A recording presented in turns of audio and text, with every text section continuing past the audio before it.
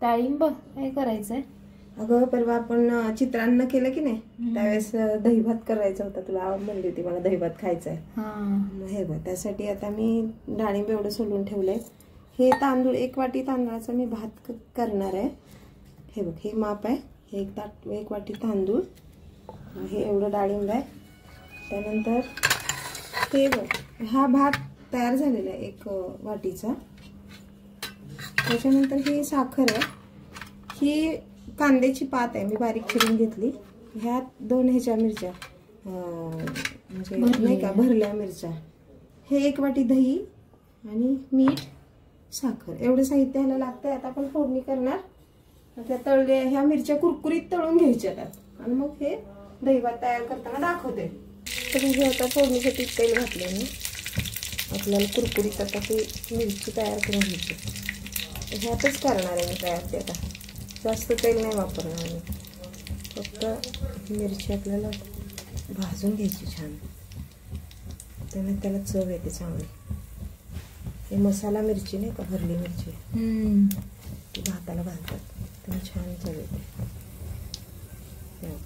हे भाजते पण चांगली आहे व्यवस्थित. बारीक गॅसवरच तळायचे, कुरकुरीत होते चांगले. आता आपण आता छोट्या ह्याच्यात काढून घेऊयात.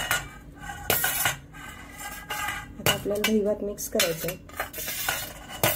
टिकतो आणि चवीला जसं जसं मुरेल तसं छान लागतं.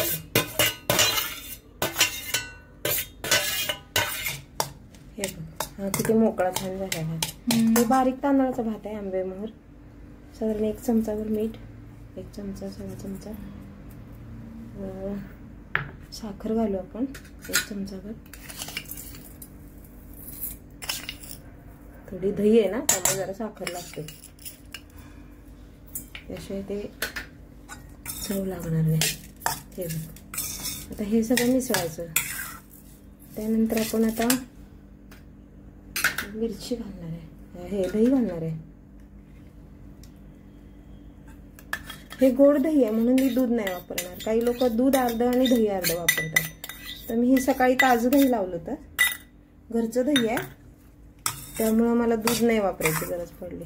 हे बघ, हे बरोबरीनं दही घातल्यामुळे त्याला जरा छान असा कलर येतो. हे बघ, व्हाईट कलर आहे एकदम. त्यात आपण आता डाळिंबाचे दाणे टाकणार आहे. हे बघ, मस्त लागतं. हे थोडंसं कांदा पात बारीक चिरलेली मध्ये मध्ये दाताखाली टेस्टसाठी. ही मिरची आपण आत्ता हे करून घेतलेली ती चुरून टाकायची, अशी बारीक तुकडे करायचे. ते मिसळते दह्यात. 1 टाकायची, कोणाला तिखट लागली तर वरती. काही तिखट नसते त्यामुळं 2 चालू शकतात. आता हे चांगलं मिसळायचं. झाला दही भात तयार, फास्ट. हा, असं गडबड असली की असं दही भात तयार करून घ्यायचा. मग आपल्याला वेगळी पण डिश चवीची पण होते आणि जेवताना वेगळा मेनू.